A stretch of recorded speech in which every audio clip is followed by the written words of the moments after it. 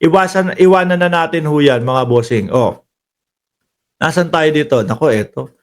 Si Nery Colmenares naman ho, mga kababayan, tungkol dito sa impeachment, eh, sinasabi niya talagang malakas na may impeach si Inday Sara Duterte. Impeachment! Iyak na mga DDS.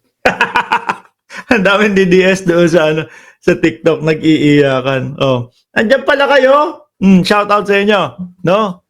1,400 viewers dito sa YouTube. Sabi po ni Colmenares, mga kababayan, impeachment case versus Sara Duterte, very strong. Eh tayo nga ho, simpleng mamamayan lang ho. Simpleng mga tao, naiintindihan ho natin, mga kababayan. Di ba, Ma'am Delia Rosario?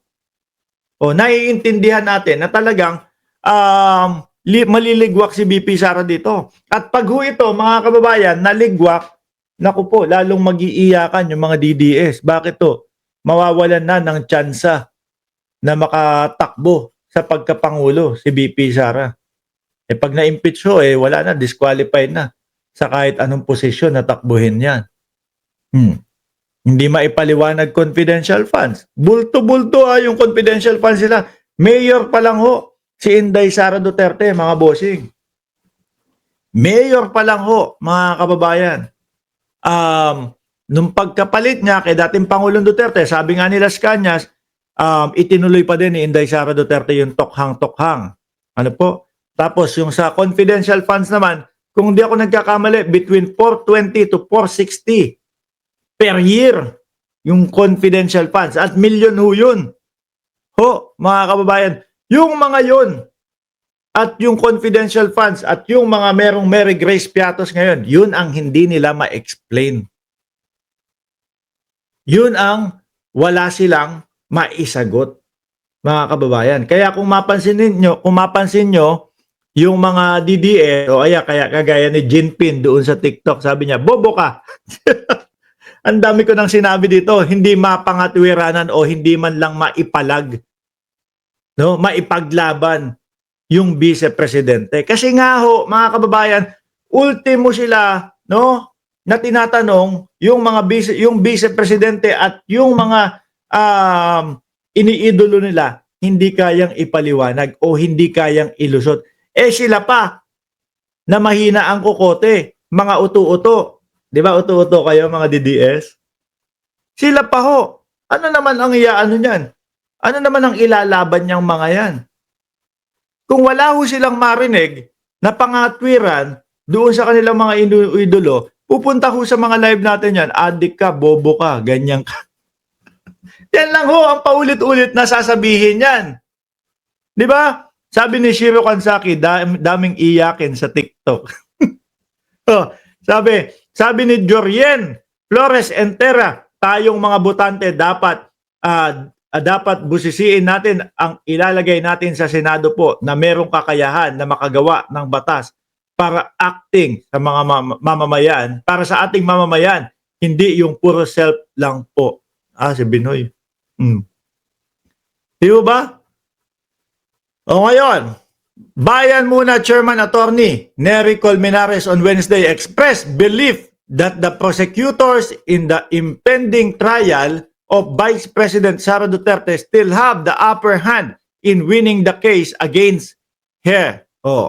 Kasi yung mga, kunyari, like example, sila Camille Villar. Like, kunyari, manalo. Kunyari na lang ho, mga bossing, kunyari lang. Manalo. At ang ginawa nila, hindi talaga nila ibinase yung kanilang iboboto. No?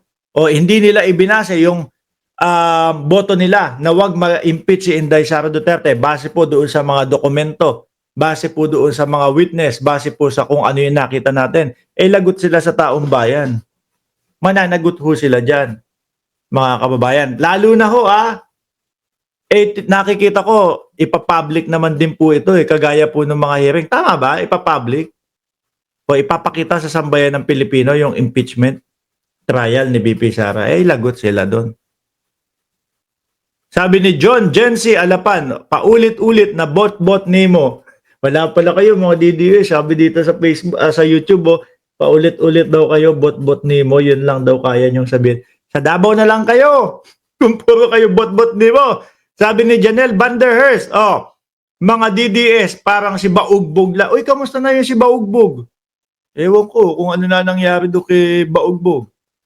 Diba? Para sa akin lamang, ang prosecution, una, malakas ang kaso hanggang ngayon, ilang buwan, hindi masagot. O wala naman talaga eh. Yung mga Kokoy Villamin nga ho, mga kababayan. Sabi, di ba? Pwede ubra yung mga aliases. Kung merong mga hiwalay na pagpapaliwanag kung sino yung mga alias, nasa alias na yon. Biruin nyo ho, sa Kongreso, wala nang naipakitang ebidensya. Wala nang naipakitang, eto, yung si Mary Grace Piatos, yaan ay si Harry Roque. Itinago lang namin sa Mary Grace Piatos para maging safe ang kanyang buhay. Ganon. Di ba? Etong si Kokoy Villamin, yaan si Pulong. Itinago lang namin para safe ang kanyang buhay. Wala naman ho, hanggang ngayon, wala silang maipakitang ganon. Di ho ba? Idagdag mo pa, paano nila dedepensahan? Paano nila dedepensahan yung pagbabanta sa buhay ng Pangulo, sa buhay ni First Lady, sa buhay ni Martin Romualdez? Mismong tayo po, sambayan ng Pilipino, napanood ho natin yun.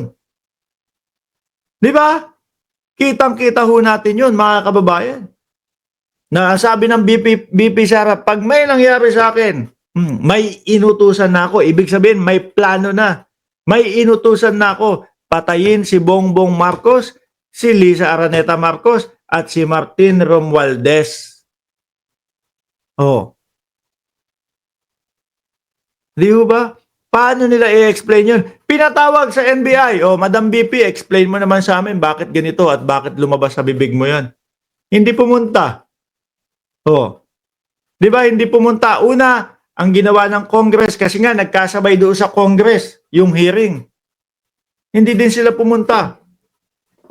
Kasi daw hindi daw nila alam. Pero isang araw na, lagpas 24 oras, ang sinabi ng Congress na cancel na po yun sa amin para mapuntahan nila yung NBI at makapagpaliwanag sila doon.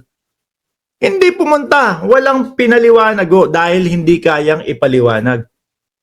Hahanga pa naman sana ako kay BP Sara noon eh. Kasi sinasabi niya, lawyer ako, abogada ako, no? Alam ko yung mga sinabi ko, hindi ako makakasuhan o wala yung pagbabanta. Bakit hindi na ipaliwanag? Hindi pumunta. Di ba? Hindi ho pumunta. Uy, pasensya na yung mga DDS dyan sa TikTok, hindi ko kayo napapansin. Dito ako nakapokus di ba? 1,400 viewers. Wala silang maipaliwanag. Diyan pa kaya sa impeachment. Kaya dapat po talaga bumoto tayo, mga boss chief amo sir. Bukod sa merong mga batas na magagawa po para sa ikauunlad ng Pilipinas, kagaya nung Kiko Pangilinan, naaayon yung kanyang mga batas na isinusulong po sa programa ni Pangulong Bongbong Marcos at makapagdidiin, no, sa pag-impeach sa vice-presidente, mga kababayan. Importante po yung impeachment, mga bossing. Bakit to? Ang problema ng bayan natin ay nawawala na lang bigla yung mga pondo. No, yung mga pondo na sana gagamitin po para makatulong sa ating bayan para umunlad ho, mga bossing. Kaso lang, biglang nawawala, biglang hindi na maipaliwanag. Magagastos 250,000 na mga rest house. Yun din ho, ipapaliwanag din ho yun, mga kababayan. Mga boss chief amo sir. Sabi ni Colette, sa Putek fan pala to ni Wow Dagat. Ay yun ang sinasabi nila. Yun si Wow Dagat. Yung si tatay ninyo, Wow Zelda. Diba? Kiko Pangilinan, Wow Dagat. Yung tatay nila, Wow Zelda. Mas masaklap yun. Di ba, mga bossing? Mas masaklap. Uuwi na si dating Pangulong Duterte. Kailan? September. Pagdating ng September, wow, Zelda pa din. Oblo pa din. Tapos madadagdagan pa ng Bongo, madadagdagan pa ng Bato de la Rosa, madadagdagan pa kung sakali. BP Sara. Eh di wow. Wow, Zelda.